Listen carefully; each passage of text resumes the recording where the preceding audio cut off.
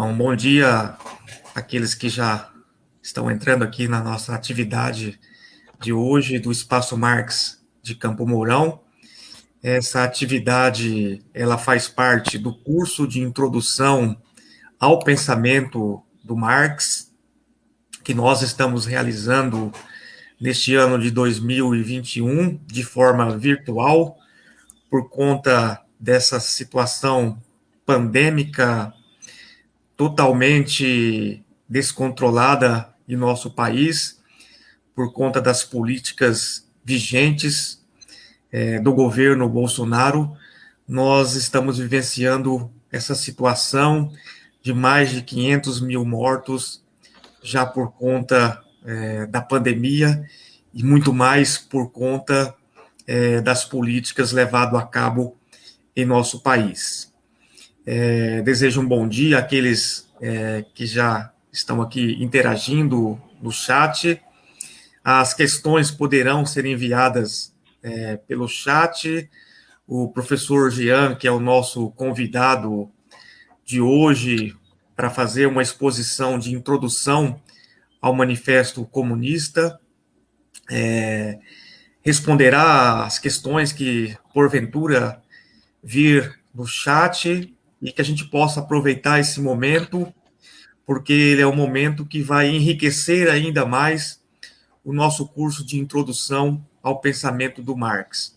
Então, para aqueles que não estão participando do curso, esta é uma atividade que se insere no contexto maior de introdução ao pensamento do Marx. Vou apresentar aqui o professor Jean rapidamente. O professor Jean possui graduação em História, mestrado em História e doutorado em Ciências Sociais sobre Teoria da História. Tem experiência na área de História e Ciências Sociais, com ênfase em Teoria e Filosofia da História, atuando principalmente nos seguintes temas: Teoria Social Marxista, História e Sociedade, Intelectuais, Teoria e Metodologia da Pesquisa, Método Dialético, Educação, Formação Humana, Teoria Política, Economia Política, História Moderna e Contemporânea. Além dessas atividades acadêmicas e teóricas, o professor Jean é um militante comunista que desempenha atividades formativas e milita no processo de luta contra a barbárie que se instala sobre o modo de produção capitalista, com vista à construção de uma sociabilidade efetivamente humana, que a gente entende que é a sociedade comunista, que não virá por um passe de mágica, mas pela luta do conjunto da classe trabalhadora. Então, professor Jean, eu desde já agradeço em nome do Espaço Marx aqui de Campo Mourão e daqueles que compõem esse espaço de luta dentro da universidade e fora da universidade, procurando contribuir com o processo de formação, levando a teoria de Marx, de Engels e de outros do campo do marxismo, porque entendemos que são teóricos vinculados à classe trabalhadora e que têm uma contribuição importantíssima para que a gente possa efetivamente mudar toda a barbárie que aí está instalada. Então, eu passo a palavra ao professor Jean para fazer a sua exposição e, na sequência, a gente abre para a discussão. Bem-vindo, professor Jean. Obrigado, Osmar. Obrigado a todos vocês que estão participando aí. O convite eu acho muito importante, né? Fazer esse diálogo a partir de uma tradição revolucionária, de uma tradição crítica, né? De toda essa sociedade aí que a gente está vivendo. O Osmar começou muito bem, né? Fazendo lembrança, né? Colocando as mais de 500 mil pessoas que foram assassinadas, né? Com esse governo genocida e que são mais do que números, né? São seres humanos que tiveram um fim dado à sua vida e milhares de pessoas, né, também que ficaram sofrendo e estão sofrendo e vão sofrer pelo resto de toda a vida, né? Então é uma coisa extremamente importante a gente ressaltar essa realidade histórica que a gente vive. E poder falar do manifesto do Partido Comunista em um contexto histórico como esse, eu acredito que não tem nada mais propício, mais importante, no sentido de divulgar as ideias revolucionárias, no sentido de apontar, como foi dito pelo Osmar, uma outra perspectiva para a transformação desse mundo que nós vivemos, né? Esse mundo que vivemos é um mundo extremamente caótico, né, bárbaro, né, em que as pessoas morrem por falta de vacina, as pessoas morrem por interesses privados, dos mais mesquinhos aos grandes monopólios internacionais, né? Seja $1 ou a quantidade maior de extração de mais-valia possível de qualquer multinacional aí. Então, assim, a sociabilidade se tornou radicalmente inviável, e já tem tempo, já há tempos. Então, eu preparei aqui alguns eixos temáticos.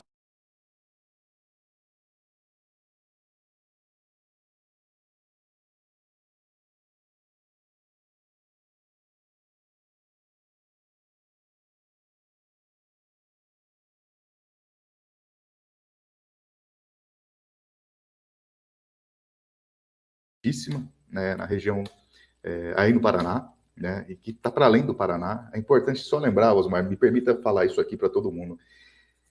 Uma das minhas aproximações com o marxismo foram vários caminhos. Um dos caminhos, lá em 2004, por exemplo, foi por conta do Espaço Marx, né? Uma companheira que tinha passado no concurso, que estava morando em outro estado, o estado do Mato Grosso do Sul, lá em Ponta Porã. Ela era do Espaço Marx, enfim, a gente criou algo similar lá na fronteira entre Brasil e Paraguai. A gente chamou de Espaço Marx também, e ela trazia essa referência aí do Espaço Marx, né? Então, assim, é muito importante. O Espaço Marx não foi criado semana passada, né, até onde eu estou sabendo. Então, tem uma importância na formação muito grande das pessoas, da classe trabalhadora, dos vários setores da sociedade. Bom, então eu fico feliz de estar aqui para poder falar do Manifesto do Partido Comunista. E eu preciso trazer um pouco do contexto histórico no qual este documento foi escrito, né? Então, como vocês já estão participando desse curso do Espaço Marx, já estudaram outras obras, já estudaram, né, provavelmente, certamente, né, a história, vou fazer um pouco rápido nesse aspecto. Daí eu entro na obra, tá bom? Então, nós sabemos que Marx nasce em 1818. Relaxa que eu não vou fazer um grande histórico biográfico, eu preciso pegar um processo para que eu possa me fazer entendido por vocês. Marx, ele nasce no contexto pós-Revolução Francesa, nós sabemos disso. Nós sabemos da influência que a Revolução Francesa exerceu na Prússia, né? Principalmente em Trèves, né? Se a gente pensar na região que o Marx nasceu, né? No sentido político, no sentido cultural, no sentido, enfim, idiomático, e aí vai. Marx, como jovem de uma classe intermediária, vou chamar dessa forma, eu poderia usar a expressão middle class, mas eu queria dizer só assim, uma classe intermediária. Marx não é camponês prussiano, né? Também não é operário, né, das cidades em que as indústrias existiam na Prússia, Silésia, Colônia, enfim. E também não é nobre, né? Então, é uma classe intermediária, vou falar assim. Então, ele tem uma ótima formação. Marx nunca precisou pegar na enxada para ganhar vida nesse sentido, da juventude, né? Ele vai para a universidade, nós sabemos, vocês já devem saber isso, né? Vai para a universidade estudar direito, né? Marx não é historiador, nem sociólogo, né? E também nem advogado, embora tenha feito, sim, certamente, direito, né? Na universidade, vai ter acesso a um conjunto de perspectivas que vai caminhar para além do direito, né? Para além do direito, né? Sobretudo em relação à filosofia e à história. Marx termina essa graduação, como nós falamos hoje aqui, em direito, depois vai fazer vai conquistar uma licença para lecionar no ensino que nós chamamos hoje aqui de superior, né? Que vai ser o título de doutor. Não tem nada a ver com o doutorado de hoje, que a gente conhece, absolutamente nada a ver, né? Não tem mestrado, eu preciso dizer isso, né? Eu já entrei em polêmicas diversas com pessoas que diziam Marx fez o mestrado, depois fez o doutorado. Pelo amor de Marx, para, isso não existe no século XIX, né? Até o doutorado tem um outro significado, né? É radicalmente diferente do nosso. A questão é que ele vai se dedicar à filosofia, não porque fez doutorado em filosofia, né? O doutorado que a gente chama aí do Marx de filosofia é um direito de licenciatura. Você fazia uma prova, tinha uma banca, era sabatinado, etc. e tal, e ganhava o título de doutor, né? Que significa que você está habilitado para dar aula nas universidades. Muito bem. Mas deu tudo errado, porque é uma perseguição à perspectiva hegeliana, né? Os jovens hegelianos não ficam fora disso. Os professores que Marx contava para, de uma certa forma, contribuir para que ele chegasse à docência universitária são perseguidos politicamente pela dinastia guilhermina e tem que ganhar vida, como muitos já disseram, e Marx vai trabalhar na cidade de Colônia, né? Vai trabalhar em um jornal, né? Um jornal que vocês já sabem, chama Gazeta Renana, Gazeta do Reno, né? Gazeta Renana. Nesse jornal, que não tem nada de revolucionário, por que eu estou fazendo essa pequena perspectiva histórica, geográfica, pretensamente rapidamente? Para a gente entender que ninguém nasce revolucionário, nem mesmo Karl Marx, né? Então, Marx, como um liberal radical, vai trabalhar nesse jornal, né? Vai se transformar em editor desse jornal, vai apresentar um conjunto de críticas à realidade. Anotem aí, como isso aqui é um curso, Osmar, me permita pedir para o pessoal anotar. Anotem isso. Ele vai tomar contato com a realidade do tempo presente que ele vive. E essa realidade, pode chamar de realidade concreta, do tempo presente no qual ele vive, apresenta uma série de contradições e o Marx capta essas contradições, né? Principalmente em relação à ideia de que o Estado realiza, né, as necessidades dos seres humanos, ao mesmo passo que esse mesmo Estado reprime e explora, né, os trabalhadores da catação de lenha, que vocês também já conhecem. O fato é que esse jornal liberal, vamos chamar assim, né? Eu não chamaria a Gazeta Renana de liberal radical. Marx era um liberal radical, né? A Gazeta Renana é uma empresa privada, né? Com vários acionistas naquele momento, né? Com interesse de lucro, né? Enfim, o final das contas é que a crítica que Marx vai apresentar àquela realidade da Prússia, naquele momento de 1842, né? As datas são importantes para que a gente possa se localizar. Em 1842, 43, era demais, né, para o governo. E o jornal foi fechado. O jornal foi fechado, Marx fica sem emprego, né? Ele vai se deslocar até Paris. Eu estou colocando um monte de... Estou fazendo um salto gigante, é que eu preciso dessa trajetória, né? Ele vai para Paris, e ali em Paris é um momento importante, porque ele tem acesso a uma vanguarda, atenção, uma vanguarda da classe operária, né? Uma vanguarda revolucionária, né? Que falava de socialismo, etc. e tal. Estou falando de Bakunin, estou falando de Proudhon, eu estou falando de uma vanguarda da classe operária. Marx não vai trabalhar nas fábricas parisienses, ou de Reims, ou qualquer lugar. Marx tem acesso a uma vanguarda, e que é muito importante, porque ali ele consegue ter o primeiro acesso, de fato, não de forma abstrata e vazia, como ele mesmo faz referência no período de Colônia, em 42, 43, mas ali em Paris, em 44, ele tem acesso ao proletariado de carne e osso, né? Isso é muito importante e foi um ponto central na Constituição do Marx que nós conhecemos hoje, né? Mas ninguém nasce revolucionário, é um processo de construção. Marx está nesse processo.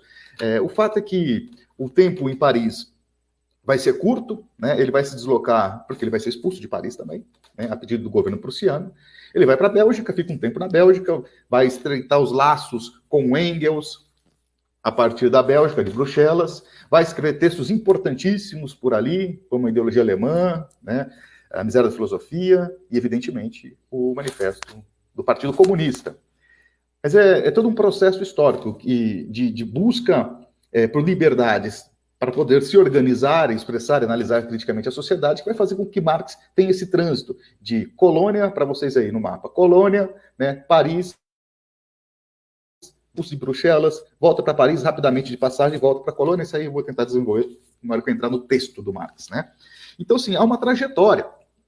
E finalizando esse percurso pequenino que eu estou colocando, para que a gente possa entender, meus queridos e queridas, que Marx não nasce revolucionário, né? Ninguém nasce revolucionário, né? É um processo. Quando a gente recorta um certo autor, um certo momento da história, para entender recortadamente só um momento da história, a gente comete uma série de erros brutais, né? Que é justamente um deles é justamente aquele de não entender em perspectiva aquilo que nós queremos falar, entender, no caso aqui, o manifesto do Partido Comunista. Bom, então, dito isso, né, então essa breve trajetória do Marx até 48, vou tentar entrar em detalhes aqui, é preciso entender o contexto histórico, então, desse período, né? Que período? De 48. Mas para entender 48, eu preciso entender o que vem antes de 48. Isso é um pressuposto, vou chamar de aspas, metodológico, fecha aspas, extremamente importante, né? Então, fazia há pouco tempo que a Revolução Francesa tinha sido efetivada.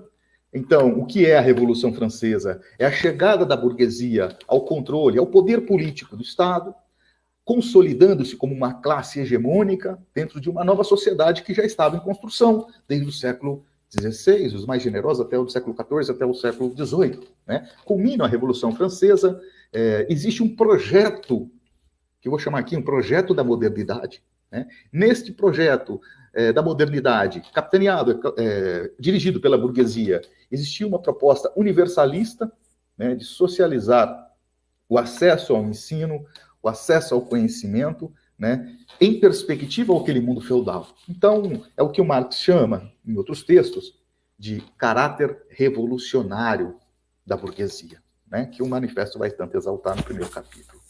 Então, a burguesia tem um princípio revolucionário diante da construção do projeto da modernidade. O projeto da modernidade, insisto, não é um livro ou um conjunto de livros escrito por algumas pessoas. É um processo que se expressa em livros, intervenções políticas, revoluções, que, na longa duração, é dirigido pela burguesia no sentido de chegar ao poder. Bom, assim foi feito, a gente pode pensar na Revolução Gloriosa na Inglaterra, mas foi emblemática a Revolução Burguesa, né?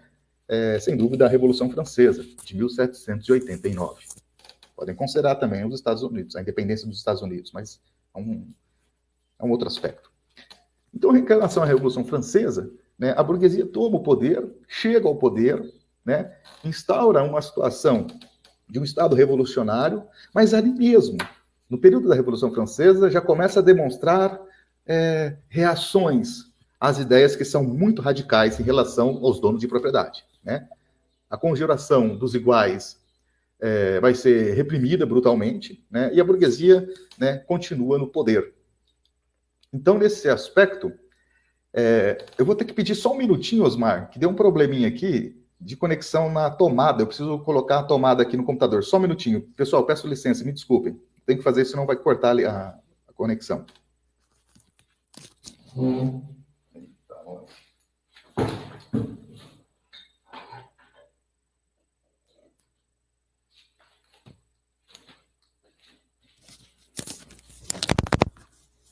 Pronto, ok. Me perdoem, é que nessa preparação toda o fio acabou saindo ali, a alimentação foi cortada. Bom, restabelecendo. Então a gente tem um processo em que a burguesia chega ao poder, né? Só que, ao chegar ao poder, para manter-se no poder, ela começa a apresentar uma característica reacionária.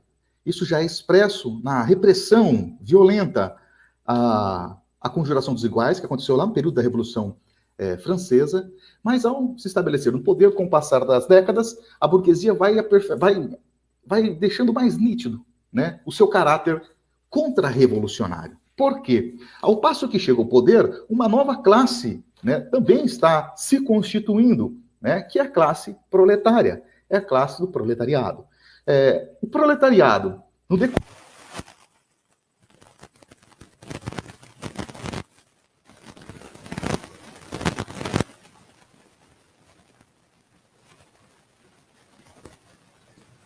Jean, estamos com problema com o teu som.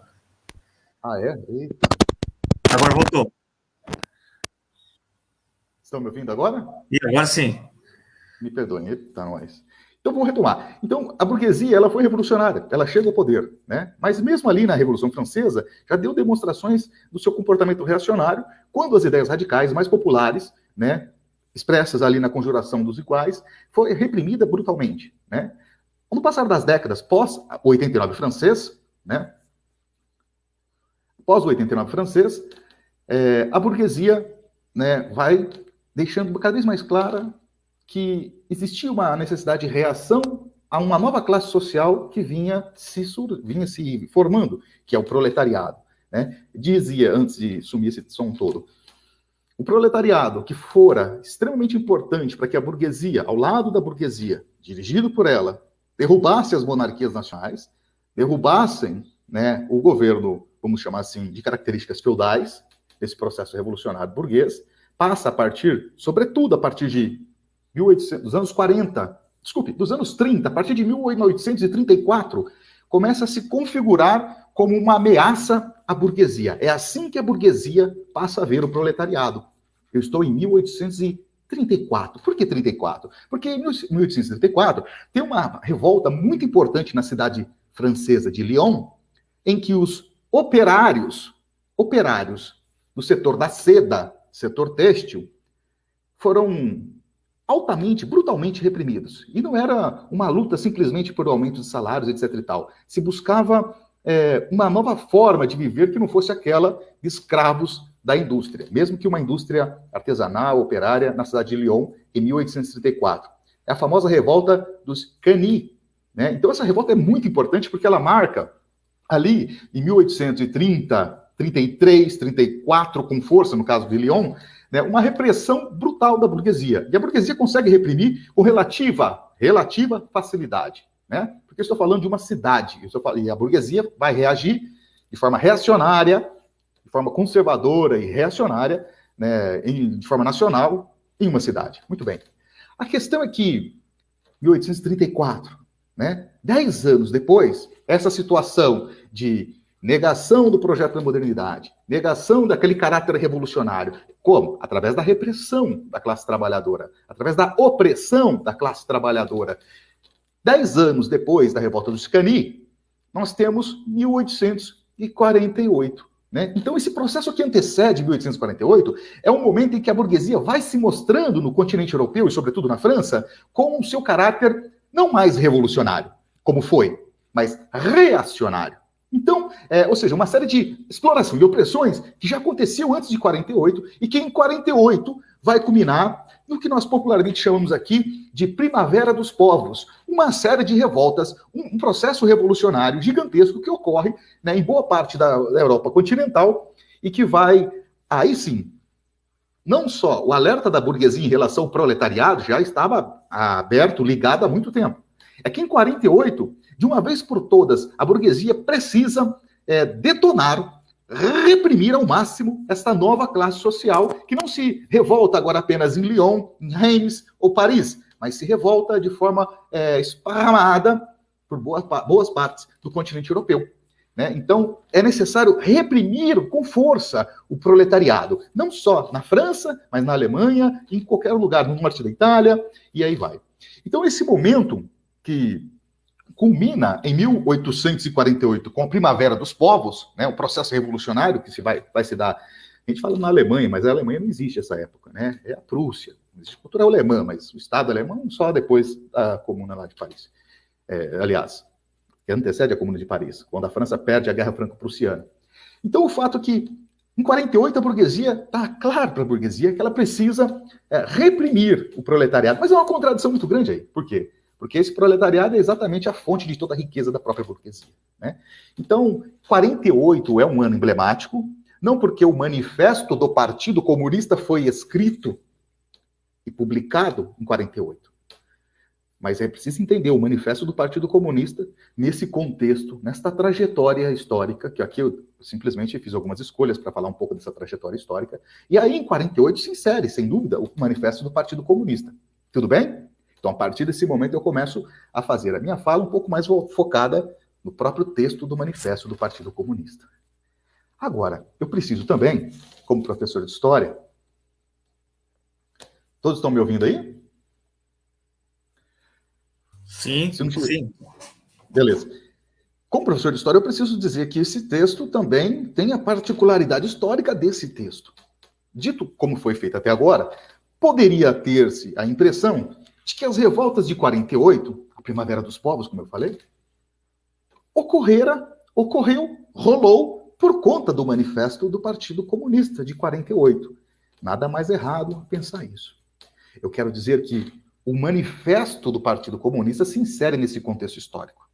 Este contexto histórico não existe por conta do manifesto do Partido Comunista. Isso é muito importante, porque uma visão romântica do marxismo pode pensar, e pensa, né, que as revoltas de 48 na Europa se deu graças ao manifesto do Partido Comunista. Bom, isso não tem nada a ver com a factualidade histórica. Pelo contrário, né, o manifesto do Partido Comunista se insere nesse contexto todo, tá bom? Então, vou falar um pouquinho da história particular, da particularidade histórica desse texto de 48, que é muito importante, para a gente entender como ele se insere nesse contexto maior que eu apresentei até agora, e, é claro, aí eu finalizo falando do conteúdo desse texto. Então, 1848, eu já falei do Marx, mas não existe só Marx, vocês sabem disso, né? Marx tem um amigo que está, enfim, uma amizade que está em construção a partir, sobretudo, a partir dos anos de 1844. Eu estou falando de Friedrich Engels, né? Todos devem conhecer e ler, é claro. Marx e Engels, em franca troca de ideias, intensa troca de ideias, principalmente a partir do momento que Marx sai de Paris e vai para Bruxelas. Engels vai também para Bruxelas. Lembrem, a ideologia alemã é produzida por lá, né? Então, há um momento de intercâmbio gigantesco entre os dois ali, talvez o primeiro momento de intercâmbio gigantesco. O fato é que Engels e Marx possuem características que são importantes até os dias de hoje.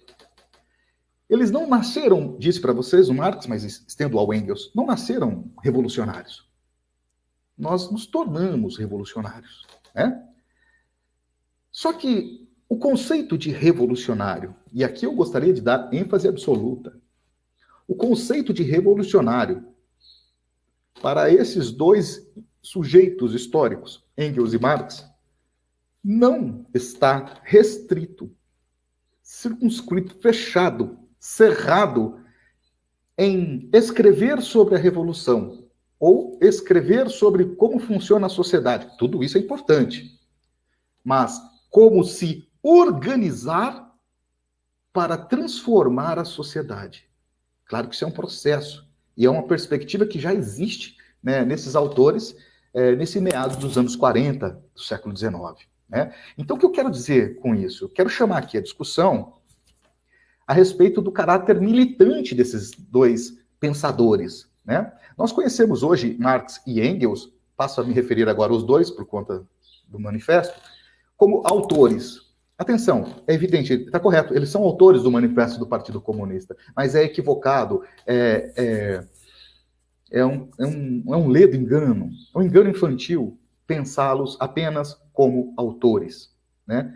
Algo a gente acaba muitas vezes transformando Marx e Engels uma espécie de intelectual da CAPES.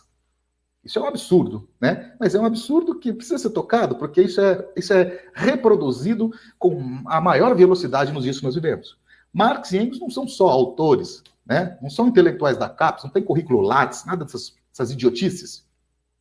Marx e Engels devem ser entendidos como dirigentes revolucionários, militantes revolucionários e dirigentes revolucionários, com tarefas muito avançadas no que diz respeito a buscar organizar a classe. Isso é extremamente importante para a gente entender este texto do Manifesto do Partido Comunista. Né? Porque o Manifesto do Partido Comunista não é um livro como conhecemos hoje. É verdade, hoje nós conhecemos, e é um livro, é verdade. Mas é preciso analisar as fontes nas suas determinações concretas, aquilo que a fonte de fato possui. Hoje virou um livro o Manifesto do Partido Comunista, mas é importante entender que essa fonte bibliográfica é também uma fonte documental. E ele nunca foi impresso ali em 47, 48, já explico por que essas duas datas, como um livro. Então, vamos retomar aqui ao Engels e ao Marx. Marx e Engels, né, têm a necessidade de se organizar politicamente. Então, não é só estudar, é militar no sentido, estudo é militância também, é claro, mas é militar no sentido de organizar a classe. É muito cômodo falarmos, eu sigo os passos de Marx, né? E só me preocupo com o meu programa de graduação, de pós-graduação, ou com os meus livros. Desculpa, não está seguindo, não é questão de seguir passos de forma catequética, mas a questão está incoerente. Se a minha perspectiva é a do Marx, né, eu preciso me preocupar com a organização. Mas o Marx tinha essa preocupação, eu não tenho, tudo bem. Então, por favor, coerência. Né? Coerência, isso é importante. Né? Então, Engels e Marx tinham uma necessidade, não nasceram com ela. Diante dos estudos da realidade, começaram a entender que, lembra, isso é a crítica que eles fazem aos pensadores, aos filósofos idealistas da Alemanha, os jovens, vamos chamar assim, hegelianos, idealistas. A filosofia alemã idealista. Né? Não é a 11ª tese em relação a Feuerbach. Né? Ou seja, é preciso transformar a realidade. Isso não quer dizer que não tem que estudar a realidade, hein? Tem que estudar e muito. Agora, ao passo que faz isso, né? Antes, primeiro estuda, depois se transforma. Não, isso é simultâneo, né? Então, Marx e Engels vai, no processo da sua trajetória histórica, né, desenvolve a ideia da necessidade, né, a partir do que eles estão observando no mundo concreto, da necessidade de se organizar politicamente. Engels é que toma a primeira decisão. Engels vai travar debate com uma organização e só depois Marx, né, vai entrar nesta organização. Então, eu estou falando, a princípio, de uma organização pequena, não é o Partido Comunista no sentido que a gente possa pensar no século XX, né? Ou até os partidos comunistas espalhados pelo mundo depois do século XXI, mas eu estou falando de uma pequena organização, que é a Liga, vamos chamar assim, dos Justos, né? A Liga dos Justos tem todo um nome anterior que transformou em Liga dos Justos, então eu estou fazendo escolhas e vou partir aqui da Liga dos Justos, tá bom? Essa Liga dos Justos, muitos podem chamar de justiceiros, é Liga dos Justos, o nome correto. Essa Liga dos Justos é uma organização política. É uma organização política composta, sobretudo, por trabalhadores alemães. Trabalhadores alemães que estão na, aspas, Alemanha, fecha aspas. Não tem Alemanha nessa época, por isso as aspas. Na Prússia, que estão trabalhando em Paris e que estão também trabalhando na Inglaterra, em Londres. Essa organização, mesmo com esse nome, a Liga dos, vamos chamar assim, Liga dos Justos, é uma organização internacional, pequena, é verdade, mas, sobretudo, composta por trabalhadores alemães, operários alemães. Operários no sentido de artesãos, não é no operário do ABC Paulista que nós conhecemos hoje, ainda, né? Então, essa organização, ao nome, Liga dos Justos, né? Ao diálogo com um aspecto moral muito grande. Liga da Justiça, Liga dos Justos, muitos chamarão aí de justiceiros, a Liga dos Justos. Engels entra primeiro nessa organização, né? Marx não é muito afeito a isso, Marx fala, não, é muito moralista isso aí, porque a Liga dos Justos tinha uma série de coisas, né, que era herança da Revolução Francesa, né, usar uniforme, uma série de coisas que o Marx repudiava, né, mas não tem como entrar nisso aí não, né. O Engels entra na Liga dos Justos, né, e vai, ao passo que vai debatendo com Marx, convencer Marx a fazer uma experiência, eu vou usar esses termos de hoje, fazer uma experiência com a Liga dos Justos. Com muita relutância, Marx, né, por conta da coerência, da necessidade de organizar a classe, Marx vai conhecer essa organização. Anota aí, Liga dos Justos. Bom, Marx, ao ter acesso, então, a esse debate com os membros da Liga dos Justos, acha extremamente importante, mas extremamente anacrônica, né? Marx, para se manter nessa organização, ele propõe uma série de mudanças. Então, Marx chegando na Liga dos Justos, sem piedade, né? Esse negócio de vestimenta específico para todo mundo parecer igual, isso é idiota, é ridículo, né? A ideia do discurso moral, isso não se sustenta, não é com moral que a gente vai fazer a revolução, vai dizer ele depois, né? É o seguinte, eu vou até entrar nessa organização, mas precisa mudar o nome, olha isso, precisa mudar o nome dessa organização e precisa ter um programa revolucionário dessa organização, né? Porque do jeito que está aí é praticamente uma seita, né? Bom, agora vocês imaginam o peso do Marx, né? A organização aceitou isso, né? Aceitou debater, e depois no primeiro congresso, né, e no segundo congresso, já mudou de nome, e nesse processo de reconstrução dessa Liga dos Justos, né, nos congressos que se realizaram, né, se discutiu a necessidade, então, de mudar esse nome. E aí, de Liga dos Justos, passa para a Liga dos Comunistas, né? Isso vai ser ratificado no segundo congresso, em dezembro. E essa Liga dos Comunistas, no seu segundo congresso, dá como tarefa a Marx e a Engels a construção de um texto programático, de um documento que falasse para a Europa quem são os comunistas da Liga dos Justos, que é agora Liga dos Comunistas.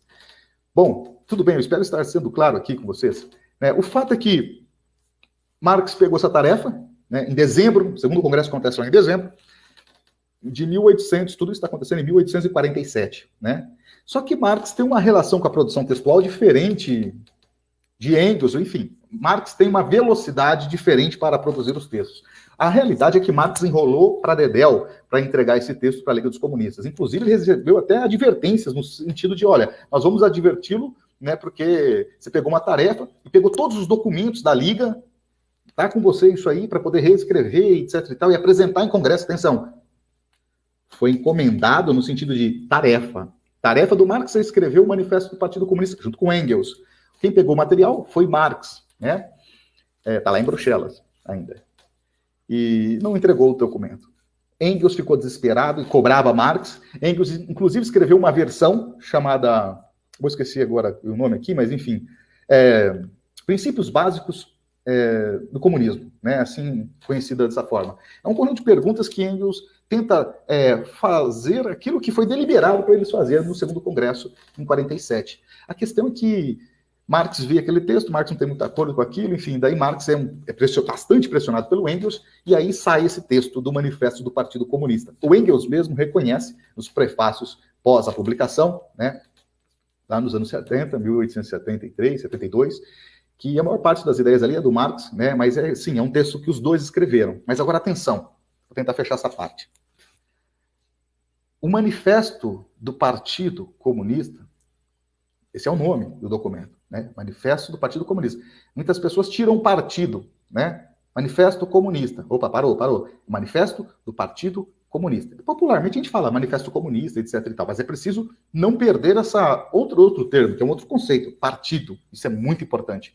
É Manifesto do Partido Comunista. Esse Manifesto do Partido Comunista, que é o manifesto programático da Liga dos Comunistas, ele foi escrito por Engels e Marx. Mas é importante entender que não é um livro escrito por Engels e Marx. Tanto que, quando publicado em alemão, importante dizer isso, foi publicado em alemão, então os leitores desse texto em 48 é extremamente reduzido, né? Foi publicado em Londres em alemão. Claro que exemplares foram enviados para a Colônia, para a Silésia, para alguns lugares da Prússia, né? Da França também, em que existiam trabalhadores exilados, no caso da França, né? E aqueles que não tinham saído na Prússia, que estavam lendo em alemão. Agora, o lançamento foi em Londres, né? Em que a maioria da população absolutamente não fala alemão, né? Então, é um raio de alcance muito restrito o Manifesto do Partido Comunista. Entretanto, esse documento não é um livro. Ele é, como eu estou dizendo, um documento de uma organização política, que é a Liga dos Comunistas.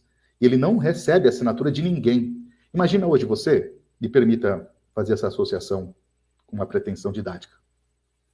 Você faz parte do centro acadêmico ou do teu sindicato, e aí vocês escrevem, sei lá, teses programáticas contra o governo Bolsonaro. Você não coloca o teu nome lá, sei lá, Jean, doutor do caramba 4, não sei o que tem, fulano de tal, do terceiro ano de ciência. Você escreve centro acadêmico, nota do sindicato, e assim não é diferente com os partidos. Esse documento não, livro, é um documento programático da Liga dos Comunistas, e que nem tem assinatura de ninguém. Por quê? Porque Engels e Marx é um militante que recebeu a tarefa de redigir o texto que foi colocado em discussão em Congresso, né? Então isso é uma característica muito importante desse documento, né? Para que a gente não fique aí falando aos quatro cantos do mundo que os autores Karl Marx e Friedrich Engels, ao escreverem o seu livro, não sabe nada. Desculpe a minha franqueza e honestidade intelectual. Desculpe a ser arrogante e honestidade intelectual. Não entendeu nada de Marx, né? Não entendeu as coisas mais básicas da aula de massinha número 1 sobre a história do marxismo. Então, não é autor, não é um livro publicado pelos autores. Isso é um absurdo, isso é vergonhoso. É vergonhoso, super a sinceridade. Então, nesse sentido, são documentos, é um documento interno que eles não assinam. Posteriormente, posteriormente, isso vai ser assinado por Engels e por Marx, né? Mas posteriormente é quando tinha fechado já a Liga dos Comunistas. Tudo bem? Então, assim, é uma particularidade que pode parecer... equivocadamente pode parecer secundária, mas não é. Considerando todo o reformismo, a vulgarização do pensamento do Marx, né, no século XX, XXI, isto não é secundário, isso é central, né? Não é à toa que tiram partido comunista desse texto, não é à toa que escondem toda essa, ou não divulgam, por ignorância ou por reformismo mesmo, né? Ou seja, o caráter militante, né, desses dois revolucionários, e transformam eles em simplesmente autores que escreveram livros famosos. Certamente a gente está falando em algo que se transformou em um livro, e certamente o livro, né, sobre política mais traduzido e lido no mundo, né? Bom, então, dito isso, né, então o manifesto, sintetizando agora, amarrando, o Manifesto do Partido Comunista é um documento de uma organização política em que Engels e Marx são militantes. Eles escrevem em nome para essa organização, esse manifesto, né, que tem a pretensão, como qualquer documento programático, de falar qual é o posicionamento dessa organização diante de tudo isso que está acontecendo. Lembrando que a gente está no começo do ano de 1848. As revoluções, que eu chamei de Primavera dos Povos, elas acontecem de fevereiro em diante, né? Sobretudo em março de 48. Então, antes de explodir essas revoltas todas na Europa, chamada de Primavera dos Povos, esse texto que começa a ser trabalhado em 47, lembra? Então, esse processo, e publicado só no começo do ano, em janeiro de 48, ele chega fazendo uma análise de conjuntura e com uma proposta programática, né? De quem? Da Liga dos Comunistas. Tudo bem? Isso aqui é um ponto central, é nevrálgico, é muito importante, porque ajuda a gente a entender que não foi o manifesto do Partido Comunista que deu vida à Primavera dos Povos, às revoltas, né, de 1848. Mas, é claro, ajuda também a entender que é nesse contexto histórico que desembocou nas revoltas de 48 é que se insere o manifesto do Partido Comunista com um prognóstico, né, uma análise conjuntural, mas também um prognóstico, né, daquilo que estava prestes a acontecer. Não é bola de cristal, mas é uma análise da realidade. E aí eu já vou entrando no texto diretamente, né? O manifesto do Partido Comunista, ele é composto por alguns capítulos. O objetivo desse manifesto, se a gente já entendeu que não é um livro do Marx e do Engels, simplesmente, ok? Isso é muito importante para a gente poder entender o conteúdo da obra, né, desse documento. O conteúdo expresso nesses capítulos, desse documento histórico, desses dois militantes e dirigentes revolucionários que foram Marx e Engels, tenta trazer e consegue uma nova perspectiva sobre como entender a realidade. Eu estou me referindo à perspectiva, não mais do que isso, a minha expressão, guarda bem essas palavras, a sua perspectiva, a sua concepção materialista da história. Essa concepção materialista da história já tinha sido expressa aí em outras obras, ok? Mas agora estou falando de documento da Liga dos Comunistas, né? Marx e Engels, como militante revolucionário em construção, né, apresentam algo extremamente importante, que é uma nova forma de explicar o mundo, uma nova forma de explicar a história. Tudo bem? Então, é o caráter, ou pode chamar de a concepção materialista da história.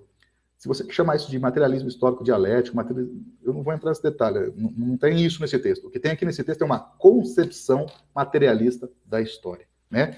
E isso é muito importante porque é novo. Muitos manifestos tinham sido escritos já nesse processo que antecede 1848. Gente, eu citei para vocês aqui a Conjuração dos Iguais, né, ou a Revolta dos Iguais. Já tinha um manifesto ali também, né? O Fourier, os socialistas utópicos, também já tinham feito manifestos. Isso é uma estética de manifestação política muito corriqueira no século XVIII já. A questão é que esse manifesto do Partido Comunista, né, feito pela Liga dos Justos, e sim, como tarefa, redigido pelo Engels e pelo Marx, é o primeiro manifesto que tem uma visão radicalmente diferente dos outros manifestos. Isso aqui é inédito na história da humanidade. Primeiro aspecto, inédito aqui, não confundir com esse fetiche de inidetismo que a academia nos ensina. Estou falando desse tipo de inédito. É inédito no sentido de que há uma primazia na forma de abordar a questão. Nos outros manifestos, existe um caráter moralista predominante. Muito bem intencionado, mas moralista. Aqui existe um caráter materialista da compreensão do que estava acontecendo. Nos outros manifestos, o proletariado não configura como sujeito revolucionário central. Até porque, se pensar nos socialistas utópicos, nem existia proletariado em algumas situações. O fato é que, em 48, o proletariado já é uma realidade na Europa industrial, né? E não é um coadjuvante ou ainda não é inexistente. No manifesto do Partido Comunista, o sujeito principal de toda a transformação da história da humanidade é o proletariado. Bom, isso é novo, isso é inédito, né? Por mais que os socialistas utópicos foram importantes, Marx é o primeiro a reconhecer isso aqui, né? O proletariado ainda, né, não era o sujeito revolucionário, ou, de forma difusa, os trabalhadores, eles não eram sujeitos revolucionários, né? São perspectivas pequenas burguesas, bem intencionadas, que querem mudar o mundo, mas não tem como personagem central a classe trabalhadora. O manifesto coloca o proletariado, o operariado industrial, como centro nevrálgico, mas não é só como centro nevrálgico do processo de mudança radical da realidade, da revolução, que ele vai chamar depois de revolução social. Marx e Engels, Liga dos Comunistas, serão enfáticos em 48. Só é possível mudar isso com a ação direta do proletariado em relação à tomada pelo poder. É enfático, né? É radicalmente enfático. Né? Então, isso é a primeira vez que está acontecendo isso. Né? Mas não porque Marx é um gênio, Engels é um gênio, a Liga do Comunista é a organização fodástica e a única que deu conta de responder ao enigma do proletariado. Não, não é isso. É que em 48, o processo histórico, vou chamar, não é um pé de manga, mas ele está amadurecido, com aspas. Né? Esperar que Fourier, que Blanqui, Graco-Babeuf fizesse uma análise do proletariado é anacrônico. Né? Agora, proletariado existe de forma extremamente poderosa em 48. Não é à toa que a burguesia está preocupadíssima em reprimir todas as revoltas, né, dos trabalhadores, dos operários, nesse 48. Tudo bem? Então, dito isso, acho que é extremamente importante. Então, o manifesto do Partido Comunista tem como objetivo, olha o nome, Manifesto do Partido Comunista. Então, vamos entender esses conceitos. Eu nunca esqueci a palavra. Manifesto, ou seja, eu estou colocando para outrem entender o que penso eu. Quem é esse outrem? Né? É a sociedade burguesa. Né? Seja os resquícios do mundo feudal, no caso do mundo feudal ainda, se pensarmos, na Prússia, seja a burguesia francesa, inglesa, né? Para o mundo. Vamos colocar aqui, vamos manifestar o que pensamos e quem somos. Então, é o manifesto de quem? Do partido. Tá dando para sacar? Não pode tirar o partido aí dessa expressão. É o manifesto do Partido Comunista. Gente, não é o PCB, não é o PCI, não é o Partido Comunista da União Soviética, não tem nada a ver com isso. Eu acho que a partir daqui vai se construindo várias concepções de partido que vai dar vida a esses partidos que nós conhecemos. Mas aqui, partido, é importante dizer isso. E é polêmica isso. Né? E eu compro essa polêmica com toda tranquilidade. Não é o Partido Bolchevique. Não é o Partido Bolchevique aqui. Em 48, quando se fala Partido Comunista, o próprio movimento internacional, não nacional, internacional dos trabalhadores, é que é o próprio partido. Né? Então, aqui tem em germe uma ideia de um partido centralizado, internacional, etc. e tal, mas chamar que aqui já tem o Partido Bolchevique é um anacronismo pesado, é um anacronismo inaceitável. Agora, é preciso entender que a partir desse germe de partido, dessa ideia de partido internacional, né, que é muito difuso aqui em 48, né, como o próprio movimento internacional dos trabalhadores, é a partir daqui que se cria várias concepções de partido. Partido reformista na Alemanha, o Partido Bolchevique na Rússia, né, Partido Operário Social Democrata na Rússia, depois Partido Bolchevique, a partir de 1912 e tal. Enfim, é verdade, o germe está ali, não tem problema, tá ok? Mas não dá para fazer uma transposição mecânica para o passado, para o pretérito, né? O Partido Bolchevique não existe em 48. Não vou nem discutir mais isso aqui, assim, a não ser que vocês queiram, fiquem à vontade. Então, o fato é que é o manifesto do Partido Comunista. Né? Isso é muito importante. E aí vem a preocupação no capítulo 1 de dizer, né, quem são esses comunistas? Os comunistas são os proletários? Atenção, no texto não tem isso escrito. Né? Os comunistas fazem parte da vanguarda dos operários, dos proletários daquele momento. Né? E se organizam junto aos operários internacionalmente. São detalhes importantes. Então, o primeiro capítulo vem tentando colocar, né, quais são as grandes classes predominantes. São burgueses e proletários. Aqui você é um pouquinho mais rápido e enfático, tá, Osmar? Porque o tempo já está quase dando. Então, vamos notar isso, pessoal. Mais uma vez, é um curso, então me sinta à vontade para falar. Anotem isso. Né? Quais são as grandes classes sociais que o manifesto, o texto, traz?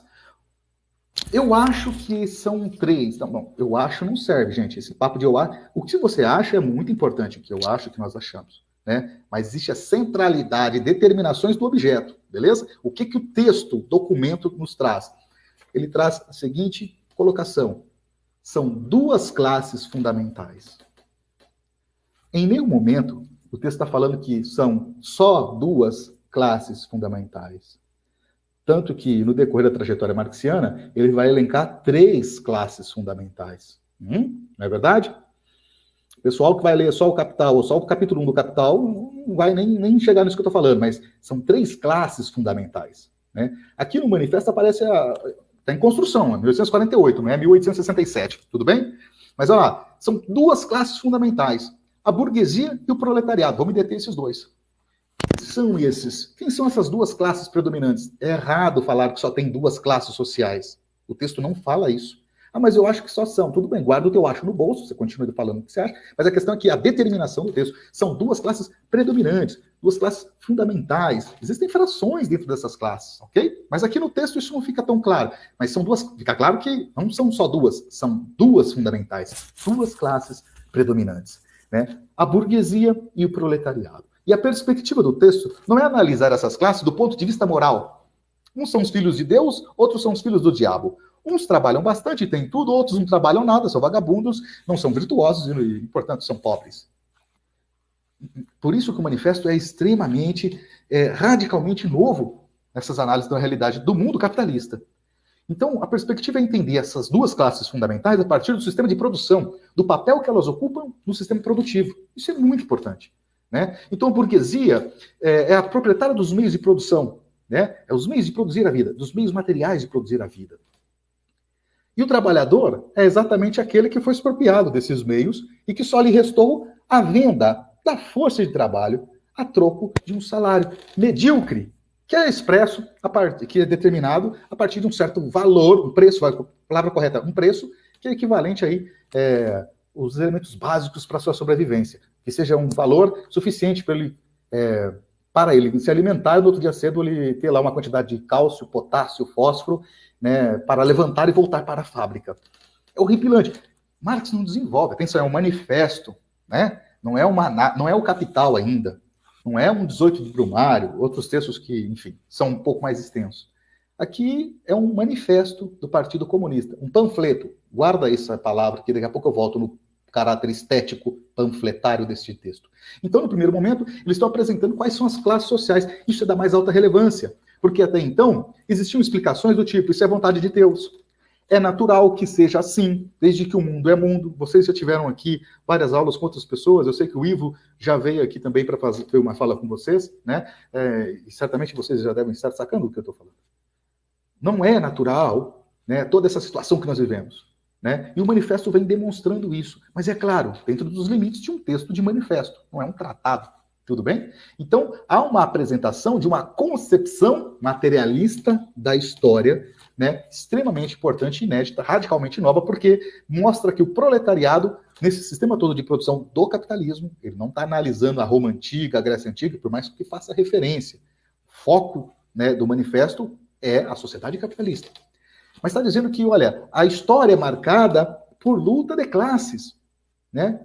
É o motor da história, não é a ideia, como pensava Hegel, mas é a luta de classes, né? E nesse momento, nessa etapa da luta de classes, que é a sociedade capitalista, o proletariado, né, despojado de todos os meios de produzir a vida, a burguesia proprietária, né, de todos esses meios de produção, vai desenvolver uma relação radicalmente antagônica com o proletariado. Ao passo que necessita continuar expropriando o proletariado, para sobreviver, precisa romper com essa propriedade privada, com essa forma de reproduzir a vida. Bom, esse é o debate geral do capítulo 1. No segundo capítulo, né, é muito interessante esse segundo capítulo, porque Proletários e Comunistas, assim intitulado, porque vai tentar dizer o seguinte, quem são os comunistas em relação aos proletários? Como eu falei agora há pouquinho, né? Os comunistas não é sinônimo de proletário. O Engels não era proletário, ora as bolas.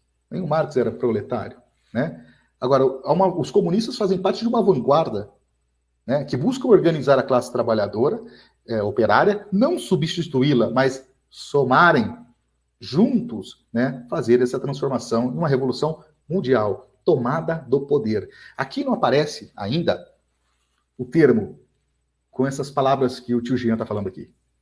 Ditadura revolucionária do proletariado. Há um processo na construção desse conceito. Mas aqui já está engendrado a construção desse conceito, né? A própria referência, né, a Blanqui, de ditadura do proletariado, né, referência indireta no texto, é claro, a ideia de tomada abrupta do poder por parte do proletariado, ou seja, depois isso vai ser, acho que lapidado como conceito de ditadura do proletariado, ditadura revolucionária do proletariado. Mas eu estou numa longa construção, aqui em 48, essa ideia central é apresentada aqui nesse capítulo 2, e ela é muito importante. Por quê? E atual, extremamente atual, porque não permite que a gente coloque o pensamento de Marx e Engels e dos comunistas em geral da época numa chave reformista, como, por exemplo, que seria possível tomar o Estado através das eleições e fazer o Estado funcionar a partir daquilo que os revolucionários imporem ao Estado uma vez que tomou esse Estado. Marx não acredita, e Engels e a Liga dos Comunistas não acredita nem um pouco na viabilidade dessa proposta. Isso quem vai propor são os Lassallianos, a partir, por exemplo, Lassalle estava morto já, mas a partir de 1875, no programa de Gotha, Marx vai escrever uma crítica ao programa de Gotha, que é uma fusão partidária que aconteceu, sobretudo dirigida pelos Lassallianos, a ideia de que não dá para poder preencher o Estado, né, com leis maravilhosas e transformar ele em socialista. Isso é um absurdo. Isso já no programa de Gotha, mas o princípio dessa crítica já está aqui no Manifesto do Partido Comunista, né? Nesse capítulo 2. Não há nenhuma possibilidade de pegar o Estado e fazer ele funcionar de uma forma mais humanizada, como se fala hoje, inclusive. Né? A ideia é destruição, é tomada do poder do Estado, utilização do Estado como ferramenta da ditadura, que estou forçando um pouco, mas do poder absoluto do proletariado contra a burguesia e a extinção do Estado. Né? Aqui, esse conceito de proletariado, insisto, ele não, ditadura do proletariado, não está desdobrado. Mas aqui se inicia, sim, né, nessa perspectiva marxiana, esse conceito de ditadura do proletariado, nesse capítulo 2. O capítulo 3 vai dizer, muitos autores, autores que eu digo revolucionários, não quer dizer que não existam autores que são muito importantes e que não são revolucionários, tem um monte. Mas esse revolucionário, que também é um autor, enfim, que é o Leon Trotsky, eu queria fazer uma referência ao Trotsky, ele diz o seguinte, parte desse capítulo 3 aqui, ele diz, retomando Engels e retomando Marx, tá? Então não está inventando nada de novo. Que esse capítulo 3, que fala sobre a literatura socialista, ele está bastante defasado. Bom, Engels já falava isso, né? Que também estava defasado, né? 25 anos depois, né? De um pós-fácil desse manifesto, ele fala, essa parte desse capítulo já foi. Por quê? Porque a Revolução de 48 trucidou todas essas organizações de socialistas medievais, feudais, pequenos burgueses, enfim. Mas uma coisa que eu acho importante, e aí nem Trotsky está falando, muito menos a Marx e Engels, mas que eu queria chamar a atenção aqui, é que para nós hoje, 2021, esse capítulo continua extremamente, todo o documento, né, mas extremamente atual. Não no sentido das organizações. As organizações que são colocadas aqui nesse capítulo 3, elas foram trucidadas ali em 48 mesmo, né? Depois, com os pós-fácios, o Engels falou, olha, não tem nem sentido falar daquelas organizações mais. Mas eu diria que para nós aqui é muito importante, pessoal, porque o método do Marx, e aí eu vou permitir falar rapidamente sobre isso, método aqui, por favor, sai fora de CAP, sai fora dessas agências de pesquisa. Eu estou pensando método como caminho, que é a palavra em alemão que ele usa para falar de método, né? Não metódico, mas caminho, né? O caminho que ele percorre para fazer as análises e caracterizações é extremamente importante para nós. Uma característica do método em Marx é como são feitas as análises e caracterizações da realidade naquele momento. A gente poderia resumir isso de uma forma muito simplória de análise de conjuntura. Atenção, análise de conjuntura não tem nada de simplória. Minha fala aqui é simplória. Né? Ou seja, como é que é feita a análise de conjuntura? Como é que eu identifico os personagens, não só indivíduos, mas as organizações e perspectivas políticas desse momento que nós vivemos? Esse capítulo é uma aula extraordinária de como analisar as forças políticas daquele momento, revolucionárias ou reacionárias, ou, caso, ultrapassadas, como socialistas feudais ou pequenos burgueses. Né? E o último capítulo vem dizendo qual é a posição dos comunistas. Né? E aí ele vai retomar aquela ideia central que também está colocada no capítulo 2, que é os comunistas se organizam, atenção, internacionalmente. Isso é importante. Isso é um princípio de qualquer pensamento marxista, ou de quem reivindica marxista. É pensar a partir de uma perspectiva internacionalista. Não por conta do meu desejo, porque eu acho da hora ser internacionalista e tal. Não estou falando de intercâmbio do Rotary ou do Lions, eu estou falando de uma necessidade imperiosa, uma determinação do capital. Que determinação, Jean? Que a organização, o texto está colocando isso, né? Uma organização do proletariado tem que ser internacional, porque o proletariado são aqueles que vendem força de trabalho para sobreviver ao burguês, dono da propriedade dos meios de produção. E o capital não é só nacional, simplesmente. Né? Século XIX é o auge, diga-se aqui com força, é o auge da Revolução Industrial. Né? O capital é internacional. O capital não tem pátria, por mais que os burgueses fiquem falando com essa lorota de pátria. Né? Mas o capital não tem pátria, e a classe trabalhadora também, proletariado, né? Ele também não tem pátria, ele não pode ficar preso a uma luta só nacional. Embora reconheça a importância das lutas nacionais. Tudo bem? Mas o caráter internacionalista é enfatizado. E Marx vai terminar dizendo o seguinte: trabalhadores, proletários do mundo, univos. Ele não termina assim. Pessoal que pensa diferente, que quer humanizar o capitalismo, univos para melhorar o capitalismo. Isso é um absurdo. Eu estou sendo assim, enfático. Evidentemente que eu não estou pensando em atacar vocês. Né? Eu sou convidado aqui, mas estou pensando no sentido geral. Né? Se o debate for só entre nós, era muito mais fácil. Né? A questão é que o reformismo ele vai deturpar e distorcer radicalmente, né, o que está propondo o manifesto do Partido Comunista, né, e não é muita novidade. Isso acontece com todos os textos importantes na história da humanidade. Né? Mas, se nós defendemos coerência e honestidade intelectual, a gente precisa fazer as coisas com toda a força, né? E com a maior tranquilidade do mundo.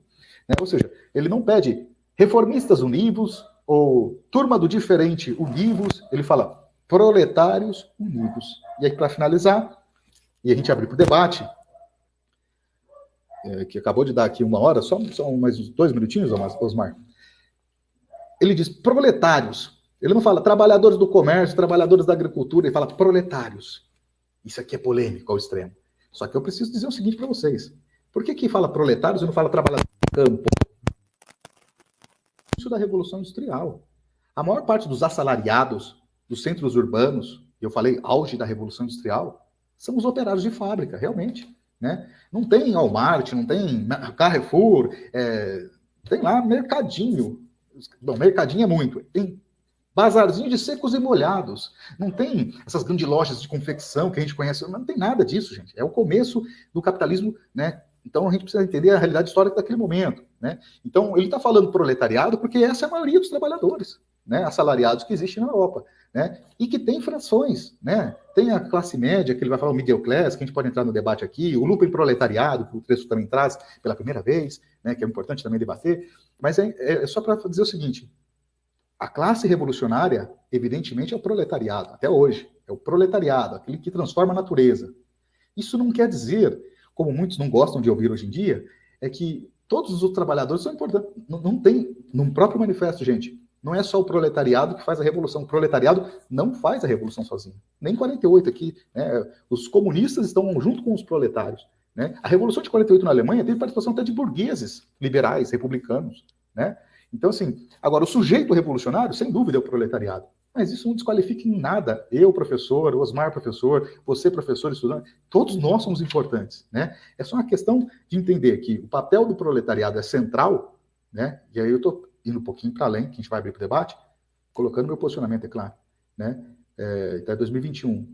Continuo achando que o proletariado é central. Porque se para os professores, se para os servidores públicos, se para o pessoal do comércio, se não para aqueles que transformam a natureza, o capital continua reproduzindo com muita força, muita força. Agora, se o operariado se o camponês, o trabalhador que transforma a natureza toda a cadeia ela se desmonta. Né? E é claro que não é fácil parar. Isso não quer dizer que é uma primazia absoluta, questão moral. Só os revolucionários das fábricas são os Não é disso que o texto está falando. Né? Isso é uma leitura bastante equivocada, que foi feita e é feita até hoje, justamente para poder descredenciar a luta revolucionária do setor do comércio, dos servidores públicos, etc. Todos os trabalhadores são importantes. Né? Agora, nem todos os trabalhadores têm o mesmo papel no sistema produtivo. Questão de maturidade intelectual, entender isso. Né? E entender, inclusive, que a organização não é só na fábrica. Né? Hoje em dia, é todo mundo. Na época do Marx, predominantemente na fábrica. Hoje, isso está difuso. Né? Bom, acho que é isso, Osmar, que eu tinha para dizer aqui.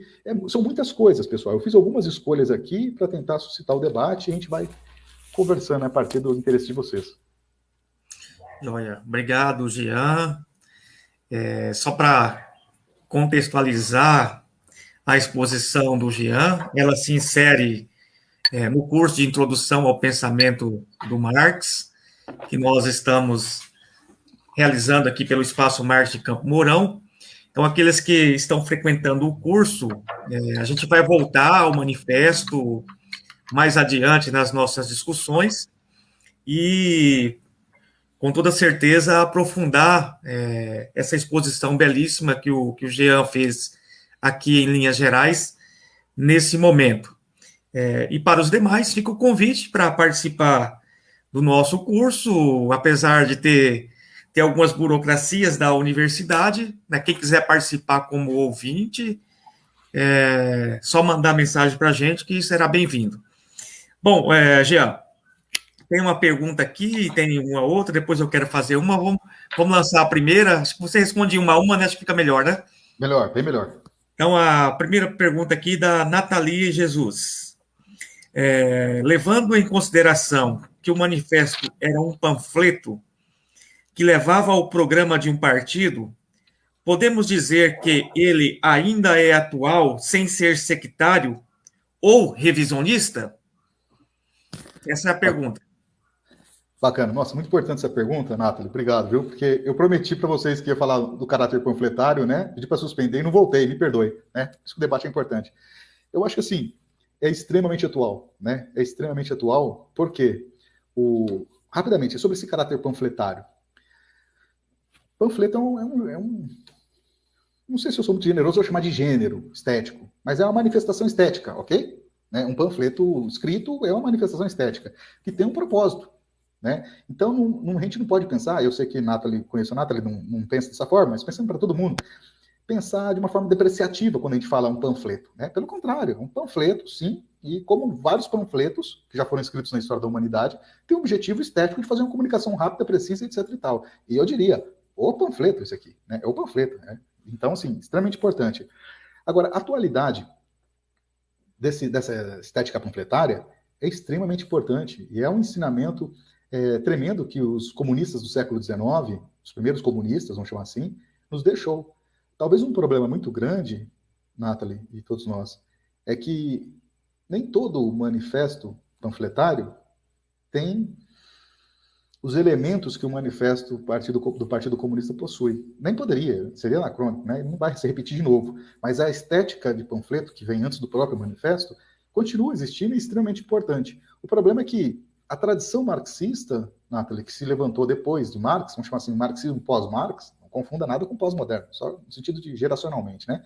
Que veio pós-Marx, ele é repleto de uma diversidade que aprofunda o pensamento do Marx, avança o pensamento do Marx, mas também tem um outro aspecto dessa tradição marxista que é a vulgarização, o reformismo do pensamento do Marx, a transformação do Marx em um pensador, como eu falei no começo, né, gente, um pensador como fosse um pensador da CAPES. O que quer dizer da CAPES? Made in CAPES. Pensamos só na produtividade, no reprodutivismo, né? Enfim. Então, acho que, nesse sentido, acaba dando vida a novos panfletos, mas extremamente rasos, né, que não têm a mesma proposta, extremamente vazios, no sentido que o próprio Marx chamava de abstrações vazias, né, um panfleto vazio. Bom, onde a gente vê esse tipo de panfleto? Nas organizações reformistas, né, e também nos sectários. Gente, o sectário que você coloca, Nathalie, é muito importante falar um pouco desse setor, porque ele já existe desde a época do Marx, né? E pós-Marx, né? Vou parar de falar esse negócio de pós-Marx aqui, porque todo mundo vai pensar pós-modernidade. E no decorrer da construção da tradição marxista, né, os sectários continuaram assistindo. Eles se colocam, os sectários, como mais revolucionários. A galera que tem o marxômetro na mão para ver quem é mais marxista ou menos marxista. Eles também fazem panfletos, né? Mas extremamente frágeis, né? Extremamente frágeis e, normalmente, acusando a outra parcela da esquerda marxista, vou chamar assim, esquerda revolucionária, de serem reformistas, etc, etc. Então, de uma forma ou de outra, os panfletos continuam existindo, cumprindo uma certa função, né, mas nada mais parecido com o manifesto, né? Não sei se eu esclareço dessa forma ou complico mais, né? Mas acho que é isso. Bom, tenho aqui uma questão da Tamara Torres. Ela pergunta sobre o governo atual. Se com tantos impeachments, com tanto movimento de rua, com aumento de tudo, aumento de mortes, quase 1 milhão, mas aumento de insumos básicos, aumento de caos, miséria, fome, desemprego, e nada disso tira o poder do governo atual. E ainda quer burlar a eleição que vem. Estamos numa ditadura? Existe saída para isso? Então a Nath aqui traz. Não, desculpa, a Tamara traz aqui a situação que nós estamos vivendo atual e quais seriam as saídas, na verdade, ela está colocando, né? Sim, sim. Então, eu acho que é a Tâmara, né? Tâmara Torres. Ô, Tâmara, é o seguinte. Sim, a gente vive uma ditadura, né? Agora aqui, por favor, é um debate, então não estou ficando preso ao texto do manifesto, tá bom? Pensando nessa tradição toda, a ditadura que nós vivemos é a ditadura da burguesia. Essa ditadura tem nome, né? É o Estado democrático, né? Não confundir as conquistas do Estado democrático de direito. O próprio Marx vai dizer que a melhor forma de organizar a classe trabalhadora é nesse tipo de Estado da burguesia, né? E não na monarquia, nada de mundo feudal, mas agora, a burguesia, através da democracia burguesa, né? Aí eu preciso substantivar, né? A democracia burguesa, né, dirigida, quero dizer, pela burguesia, através do Estado, ela é a maior forma de ditadura que nós vivemos há muito tempo, né? A ditadura dos donos de propriedade. A produção, isso agora é manifesto do Partido Comunista, a produção é feita, ela existe socialmente, ela possui um caráter social, mas a apropriação dessa produção, ela é privada, né, pelos donos dos meios de produção, que compram a nossa força de trabalho, através do salário, né, expresso em equivalente geral aí de um tanto de dinheiro. Então, assim, a gente já vive, sim, Tâmara, uma ditadura, né? A ditadura da burguesia. Para superar essa ditadura da burguesia, recorro de novo aqui ao texto do manifesto, né? Só a classe trabalhadora pode dar fim a isso, né? Não tem um grupo de ilustrados com um marxômetro na mão dizendo eu sou mais revolucionário que você. Bom, já está fadado em sucesso esse tipo de pensamento. Mas a classe no sentido geral. Aí vem uma questão, que aí eu vou de novo sair do texto de 48, né? E vou pensar no Lenin, né? É preciso organizar a classe. Claro que isso também é um debate gigante, né? Eu estou colocando a minha perspectiva aqui, que é a partir de uma tradição trotskista, né? Que bebe em Lenin profundamente. Ou seja, é necessário o partido político, assim como Marx, Engels e os militantes da Liga dos Comunistas entendiam, era necessário um partido. Como esse partido vai se organizar para ser uma ferramenta à classe trabalhadora, isso está em construção até hoje, né? Então, eu acho que para superar isso é só a classe trabalhadora, mas também não acho que a classe trabalhadora, de forma espontânea, tomará consciência de toda essa situação e fará a revolução. Não acredito mesmo nisso. Eu estou convencido que, porque se eu acreditasse que espontaneamente a classe trabalhadora resolveria o genocídio bolsonarista, ou o capitalismo no mundo inteiro, eu deveria entender que, deveria pelo menos acreditar que a classe trabalhadora continuará, sei lá, conseguirá ter acesso ao conhecimento historicamente acumulado sem a escola burguesa, sem as emissoras de TV burguesas, sem as editoras burguesas, sem as aulas burguesas, sem a vida. Tá dando para sacar? Eu estou retomando aqui rapidamente, retomando não, porque a gente não falou disso aqui, mas a ideologia alemã é extremamente importante, né? As ideias dominantes são as ideias da classe dominante. Ele retoma essa ideia aqui, ele apresenta essa ideia aqui, Tiago, no manifesto, né?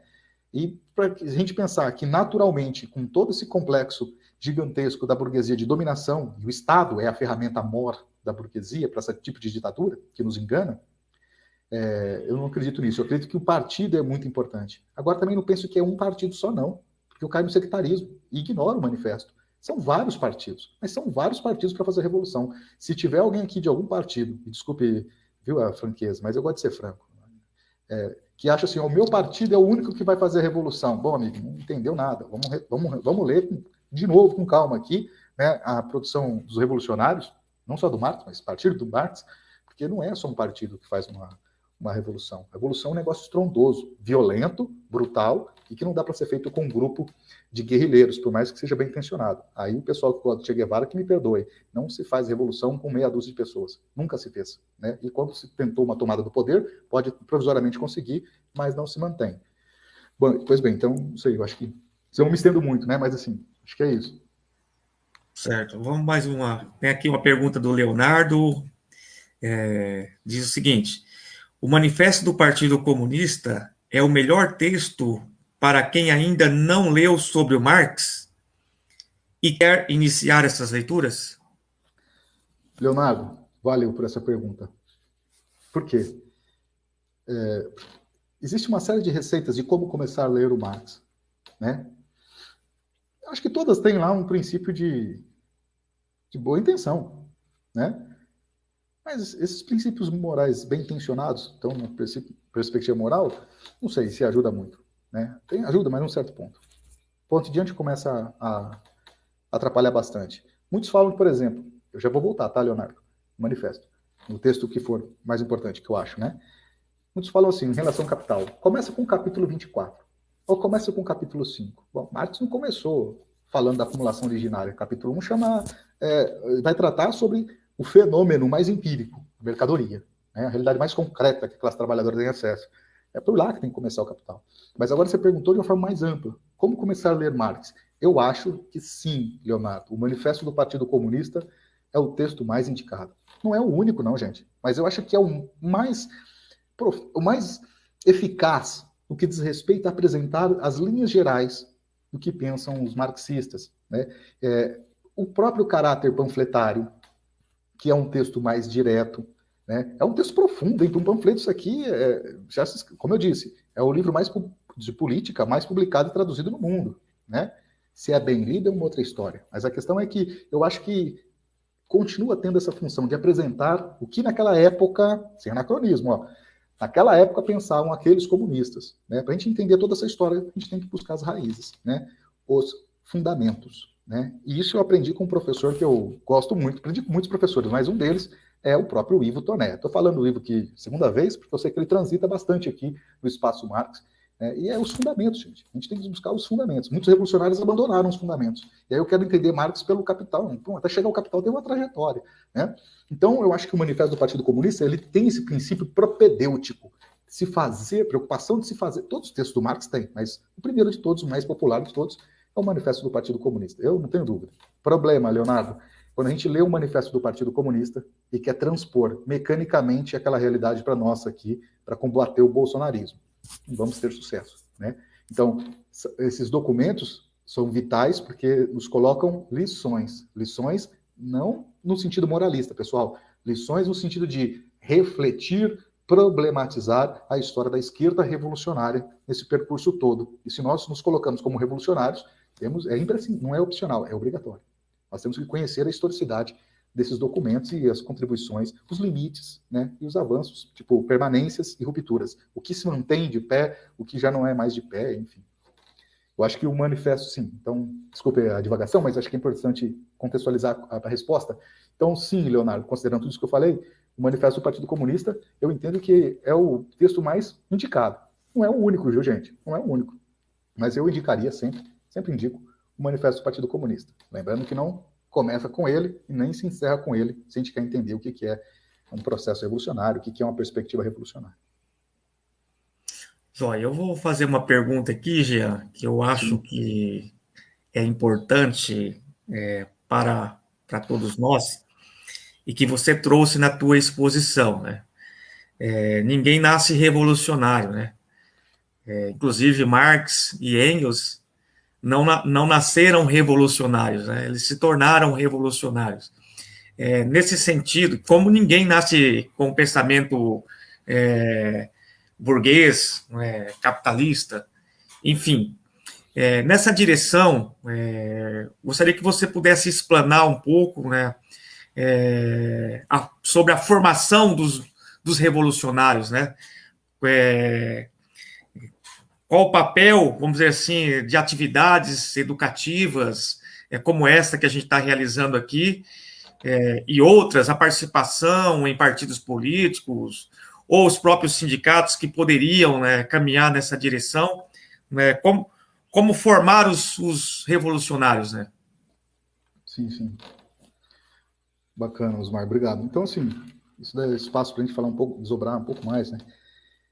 O que eu penso, né? Então, tudo que eu falar aqui, ó, o que eu penso, tem limites brutais de um indivíduo pensando, né? Por isso, reconhecendo exatamente os limites do Osmar, do Jean, de fulano, ciclano, beltrano, eu acredito, estou convencido de que a gente pensa melhor coletivamente. Uma coisa é o Jean dando essa resposta para o Osmar, por exemplo. Outra coisa somos nós pensando a resposta, debatendo exaustivamente, etc. e tal, e dando essa resposta. Eu acho que a tradição marxista, que tem muita coisa boa nela, claro, mas tem muita coisa horripilante nela, né? O marxismo vulgar. Abandonou essa preocupação com a formação, retoma aqui a ideia dos fundamentos, né? A ideia da necessidade de estudar, né? E eu penso o seguinte, se a gente não consegue entender que uma organização, partido político, grupos de estudos, né, movimentos sociais, sindicatos, desde que tenha uma perspectiva revolucionária, né, uma preocupação central dessas, vou chamar assim, desses espaços, dessas organizações. Então, eu estou sendo bem pluralista, ó, partido, sindicato, grupos de estudos, né, a questão que eu estou chamando atenção para um elemento, né, que possuam um caráter, um programa, uma perspectiva revolucionária. O que é isso? Que visem a emancipação humana. Eu sempre falo perspectiva revolucionária porque muitos também reformistas usam a emancipação humana para poder esconder e ficar mais palatável, né? Quando a gente fala emancipação humana, é revolução social, gente, né? É revolução social, um caminho a ser construído. Então, eu penso que essas organizações, no coletivo, não confundir com coletivismo, horizontalismo, eu estou muito longe dessa perspectiva, mas nessas organizações, juntos, a gente tem melhores condições de analisar a realidade, de entender, desde o manifesto do Partido Comunista, né, ou entender o governo Bolsonaro, e aí voltando na pergunta da Tâmara, né, como transformar essa realidade? Um indivíduo pode sim, está autorizado, gente, claro, a responder, a gente tem que fazer isso, isso, aquilo, mas eu acho que a resposta individual, ela é muito pobre. O Marx poderia, e o Engels também poderia, ter dado a resposta individual, né, por isso que lá no comecinho da minha exposição, eu fiz questão, fui até cansativo, acredito. Falar, ó, não é só Marx e Engels. Eles poderiam fazer isso, sim, né? Mas eles se organizaram, foram para a Liga dos Justos, que acabou se transformando em Liga dos Comunistas, porque o Manifesto do Partido Comunista é uma resposta, né, para aquela realidade, né, com acertos e com erros também, que em conjunto, no organismo, deram. Tudo bem? Acho que isso é muito importante. Então, aí, pensando, né, voltando, né, Osmar, como entender essa realidade, eu acho que o caminho é por aqui. Agora, temos um desafio muito grande, né? É fazer com que essas várias organizações dialoguem entre si, né? E isso está muito complicado. E eu digo, retomo assim, né, supostamente de uma forma precisa que eu estava falando. A tradição marxista tem lá o marxismo vulgar, e o marxismo vulgar, muitas vezes, é isso que eu falei, né? Um marxista que foi para a academia, né? Tem lá o seu projeto de pesquisa, o seu grupo, tem os seus serviçais. Isso não tem nada de revolucionário, né? Não tem nada de revolucionário. Não confundir isso com desprezo à produção acadêmica. Isso é um erro brutal, né? Brutal. Né? Então, bom, enfim, seria um tiro no pé, no nosso próprio pé. Mas a questão é factual, ou seja, a gente precisa dialogar para além dessa sociedade que a gente vive. Não pode esperar o socialismo acontecer para criar condições, né? Isso não tem nem cabimento. Então, eu acho que o papel que essas organizações possuem na formação do militante é muito importante. Eu acho que esse marxismo vulgar, ao lado do reformismo, do stalinismo, né, como trotskista eu não poderia deixar nunca de citar isso aqui, né, a vulgarização brutal que o stalinismo promoveu, né, e tenta os defuntos aí, os viúvos e as viúvas ressuscitarem aí, que promoveu internacionalmente uma vulgarização é muito grande, né, e faz com que muitas organizações falem de socialismo, de revolução, só nos dias de festa, né? Ou seja, o filisteu fala de sua revolução socialista nos dias que lhe interessa, né? Agora, a gente precisa fazer isso que eu vejo que o Espaço Marx está fazendo, eu vejo que outras organizações políticas partidárias estão fazendo, alguns sindicatos também fazem, mas a gente tem que, eu acho que, não sei se é consenso, mas grande parte das organizações, Osmar, não tem mais essa preocupação, né? Acho que essa preocupação, pelo menos, está enfraquecida. A gente precisa fortalecer essa ideia de formação política para tentar entender aquela pergunta muito importante. Como funciona a sociedade? Várias organizações dão cursos com esse título, né? E é realmente importante. Mas como funciona a sociedade? Atenção, eu posso até entender como funciona a sociedade, mas eu preciso, além de entender como funciona a sociedade, como organizar a classe trabalhadora para transformar essa sociedade que eu entendi. É um desafio gigantesco. E o diálogo dessas organizações é imprescindível, né? A questão é que esse diálogo está muito fraco. Eu diria do século XX para... Bom, enfim, na trajetória, esse diálogo é muito carente de ser efetivo, né? Porque, Osmar, fica aquela coisa, aquela disputa de ego, aquela disputa de organizações. Gente, isso faz parte, essa disputa, discordância, etc. e tal. Mas um eixo programático em comum era para os revolucionários em geral terem. Isso não significa que eles concordarem, seria negar a subjetividade dos revolucionários, não tem como, né? Então os trotskistas não pensam como os reformistas, sei lá, eu não vou ficar citando nome de partido aqui, porque eu não quero dar espaço, mas a questão é, partidos reformistas, partidos que criticam o reformismo, a questão é, a gente consegue ter um norte em comum, né? Atenção, isso não significa abandonar suas convicções políticas. Agora, a gente precisa entender como funciona a sociedade e como se organiza a classe trabalhadora, né? Isso é muito importante. Se a gente não cumprir esse papel, Bolsonaro vai ficar aí até as eleições, aí, vai entrar os reformistas de novo, muito provavelmente, né? E etc. Eu estou estendendo demais, Osmar, mas acho que a tua pergunta ela é bastante ampla, né, companheiro? Mas é nesse sentido, eu acho que retomar os estudos e nunca pensar em estudos separados de militância. É incongruência absoluta isso, né? Estudos vinculados à militância, né? E sem aquele principismo que vai nos levar muitas vezes ao sectarismo de verdade, que é o meu grupo é o melhor, o meu grupo pensa diferente do outro, né? O que eu consigo dialogar com ele para poder buscar uma melhoria no sentido da revolução, né? Não no sentido de lei, simplesmente, etc. e tal. Eu gostaria de fazer uma última pergunta aqui, Jean, que o papo está muito bom, aqui o debate, você traz elementos importantíssimos para a gente pensar justamente a superação dessa forma de sociabilidade que não se faz exclusivamente por um grupo. Mas fazendo um recorte aqui para a realidade brasileira, é claro que ela sofre uma série de determinações, mas, de toda forma, tentando fazer esse recorte, né? Majoritariamente, né, os partidos tidos de esquerda no Brasil vão pela via eleitoral, né? Haja visto aí o processo que a gente está vivendo, né? A crença de que o processo eleitoral, né, vai conseguir resolver, né, todos esses problemas que nós estamos vivenciando sobre o governo atual, né? Ou seja, né, a crença de que substituindo um governante por outro governante, a gente vai ter uma sociedade melhor, etc, etc. Face disso, né, eu gostaria que você falasse justamente disso que você termina aí, né, nessa resposta agora anterior, né? O papel, né, de trazer as ideias do manifesto, né, para a luta dos trabalhadores, para as organizações dos trabalhadores, e principalmente, né, a ideia da necessidade da revolução, né? Que você colocasse um pouquinho sobre isso para a gente encerrar essa discussão dessa manhã, que eu entendo que está sendo muito produtiva. Perfeito, Osmar. Vamos lá, gente.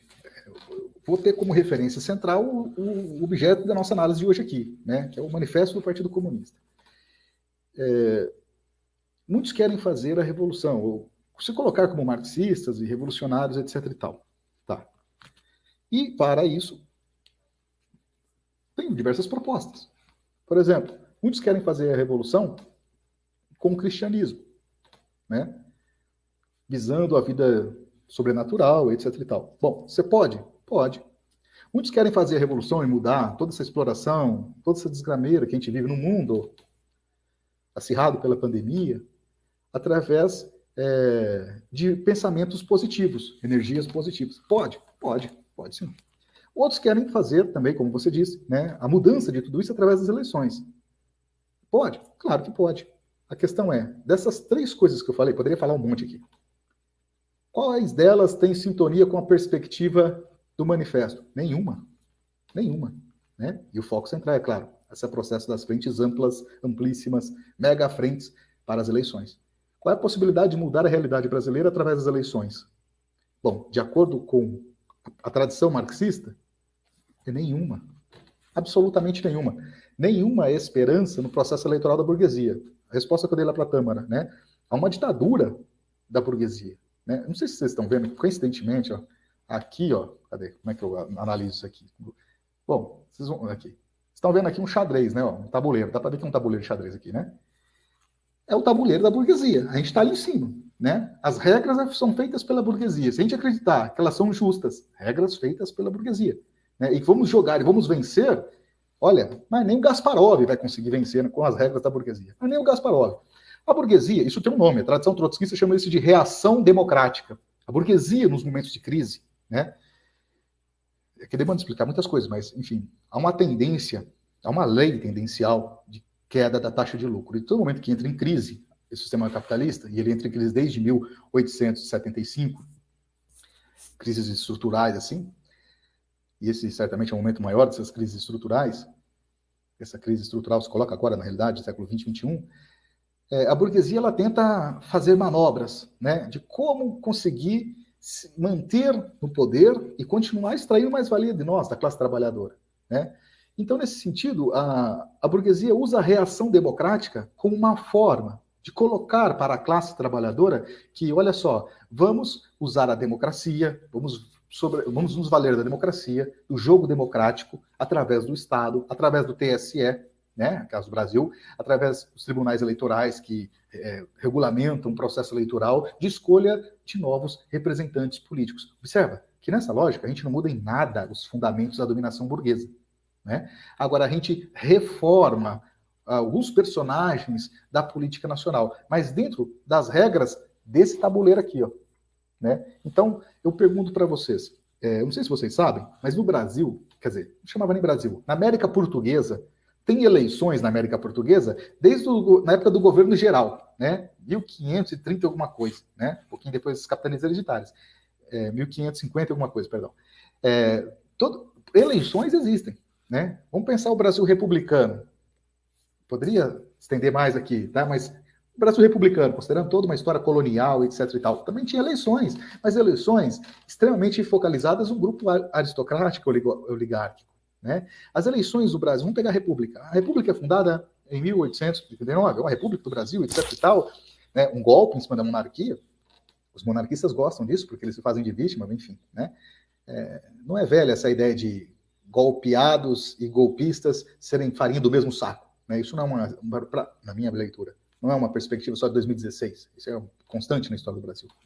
Então, você tem uma ideia de um Estado republicano, democrático, de direito, constitucional. Mas quem é que participava das eleições e podia votar e ser votado, etc e tal, para eleger os deputados, senadores? Pessoas que tinham propriedade privada, né?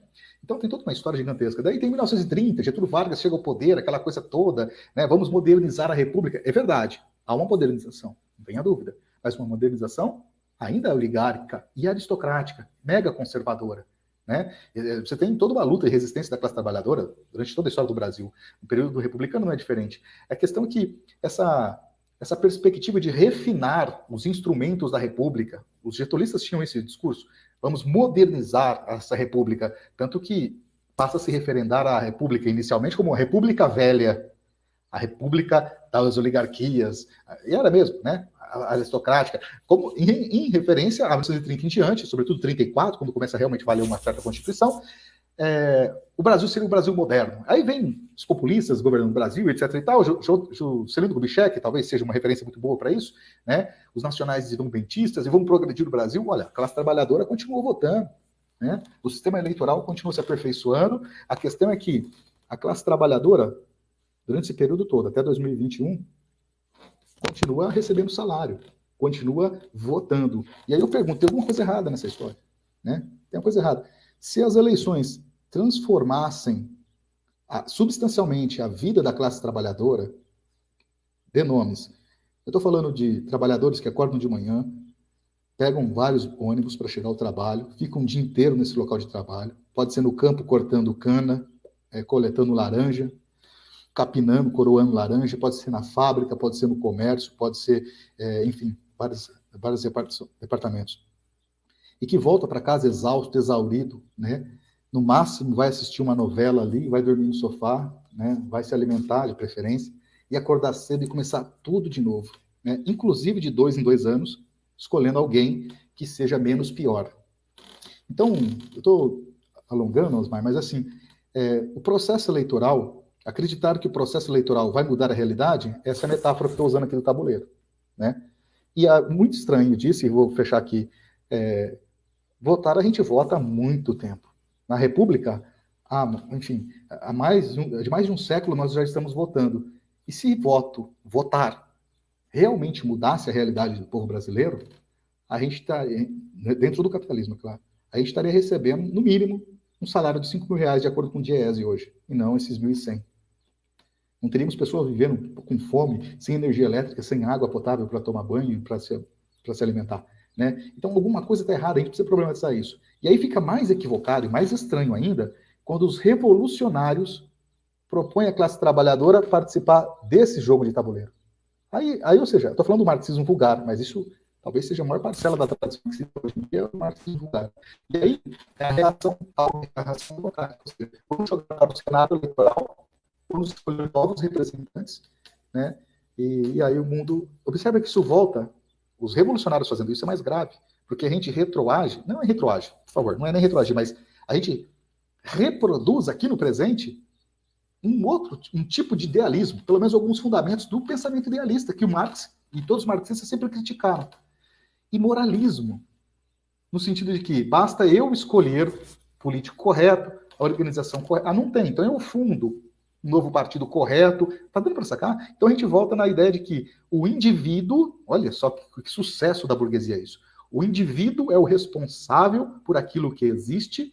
E ele, o indivíduo, sozinho, ele é também responsável, se aquilo que existe não lhe é bom, transformar aquilo que é bom. Não é assim que a vida funciona no capitalismo, enfim, na sociedade. Né? Ou seja, não é só o indivíduo. E no final das contas, nós sabemos, né, Osmar, há uma culpabilização do indivíduo. Isso é a burguesia falando, gente, desde o século... Desculpa, não é do século XVIII. É desde o século XVII, com John Locke. 2 tratados sobre o governo civil. Está ali o fundamento do Estado burguês. Né? Não só ali, mas ali eu acho que é o fundamento dos fundamentos. Né? E a gente está no século XXI, e a gente vê uma esquerda, né, que se reivindica de esquerda marxista, né? Mais uma vez, para o dia de festa, que propõe a gente fazer o quê? Frentes amplas para fazer esse jogo. Não dá. E aqui no texto, para finalizar essa intervenção, que estou ficando longo, qual é capítulo 2, pessoal? Leiam aí, capítulo 2. Né? O objetivo dos comunistas e os proletários organizados é tomar o Estado e destruir o Estado. Em nenhum momento, nem no Manifesto Comunista, nem nos escritos finais do Marx, né? Quando ele analisa em relação à luta de classes na Rússia, trocando ideia com uma revolucionária muito importante, que é a Vera Zasulich, nenhum momento se fala as eleições é o caminho para mudar a realidade. As eleições, são o caminho, essas várias eleições, são o caminho para que o trabalhador atenda às suas demandas. Comida, moradia, coisas básicas, coisa que até um jumento, uma cadela, um gato, nada contra esses animaizinhos, eu gosto deles. Necessidades animalescas. Né? A gente precisa, e a gente não tem só essas necessidades, né? Lembra? A gente tem outras necessidades do espírito, não no sentido metafísico, no sentido de cultura, de consciência, de cultor. Né? Ou seja, para atender essas necessidades, não são as eleições. Em nenhum momento o Marx está falando que são as eleições. Quem vai falar, e aí para fechar de verdade, Osmar, quem vai falar que a saída são para as eleições e que aí dialoga com a nossa realidade total de hoje, são os reformistas do Partido Operário Social Democrata na Alemanha, no final do século XIX. Principalmente depois, de um pouco antecedente a ele, na realidade, que é o programa, crítica do programa de Gotha, que ainda não é o Partido Operário Social Democrata Alemão, mas que vai dar vida a ele. Né? Então, eu até sugiro, viu, Osmar, é importante a gente ler o Manifesto do Partido Comunista e ler também, que é um texto lá de 75, né? 73 ou 5, me desculpem, eu não estou lembrando. É 1875, se eu não estou enganado, a crítica que o Marx faz ao programa de Gotha. Não é uma continuação mecânica. O Oswaldo Cogiola fala que é uma continuação, eu discordo dele. Não é uma continuação coisa nenhuma. Né? Mas a problematização, sim, isso sim. Né? Em 75, o Marx está criticando os Lassallianos. Lassalle estava morto já, infelizmente. Mas os Lassallianos estão ali bombando, que vai dar uma perspectiva de é possível fazer um Estado, nessas regras desse tabuleiro aqui, eu estou com dificuldade de buscar aqui, essas regras, só que vamos colocar aqui um monte de peças socialistas e a gente faz uma sociedade socialista. Não tem lastro nenhum na pena do Marx, do Engels, do Trotsky, do Lenin, de quem vocês pensarem na perspectiva revolucionária. Porém, os reformistas, Kautsky, Bernstein, né, e se a gente pensar PSOE na Espanha e vários partidos aqui no Brasil que são reformistas, PT, certo? O PT eu tenho que citar. PT, absolutamente, né, um representante mor disso aí tudo, acredita que é possível, né, humanizar o capitalismo, embora o PT não fale de socialismo, né, por favor. Usando essas regras bem usadas, nós podemos mudar o mundo. Bom, é legítimo? Olha, você pode falar o que você quiser, mas agora, colocar isso na conta do pensamento marxiano é um erro absurdo, né? Mas um erro que está lá. Vamos citar só mais uma organização. Falei que não ia citar nomes, mas eu preciso citar. Porque o PT nunca propôs a Revolução Socialista. Nunca, nunca. O PT foi fundado em 79, anos 80, ok? Nunca propôs socialismo.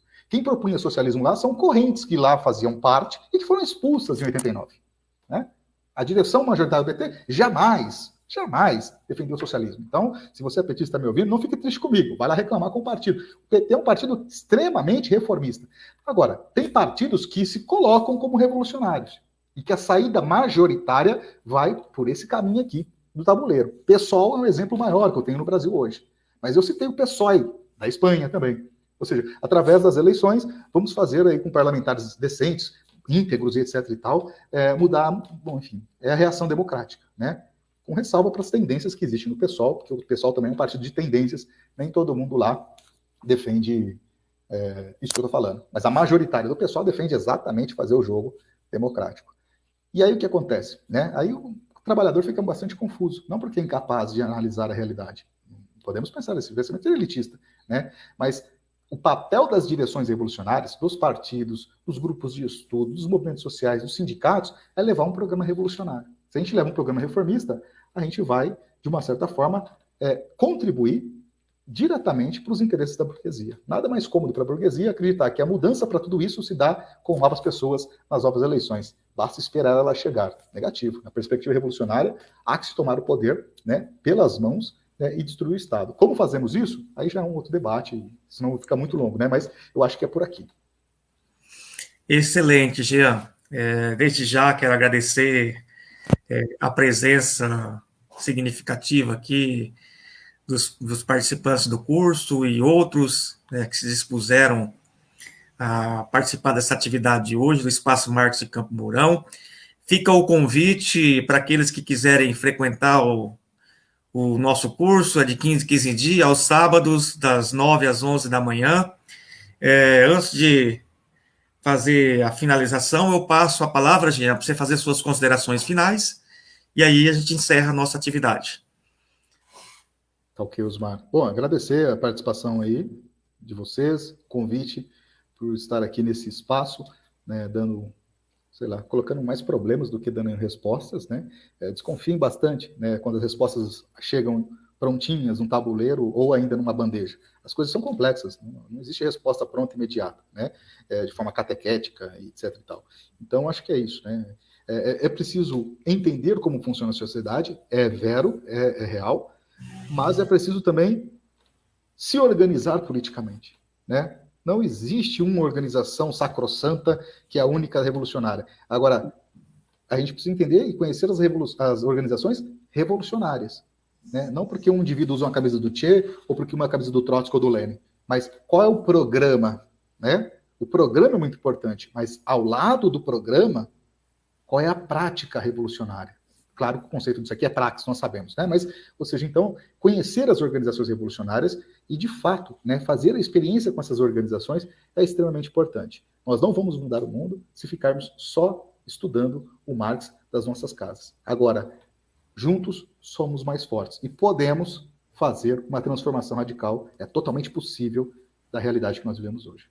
É isso, Osmar. Gratidão por vocês todos aí.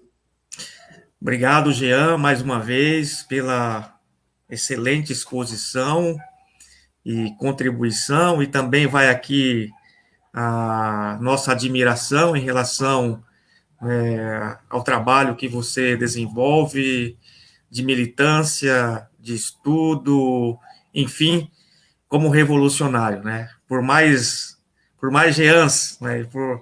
Por mais espaços como esses, para que, de fato, a gente possa avançar no processo de modificação concreta e efetiva dessa forma de sociabilidade que nós vivemos. Agradeço a presença de todos que nos acompanharam, um excelente fim de semana, e que possamos nos organizarmos para, de fato, enfrentar as tarefas que são necessárias a gente levar adiante para a construção de uma sociedade efetivamente emancipada. Um grande abraço, Jean, obrigado novamente, um abraço a todos. Até mais. Pessoal. Até mais.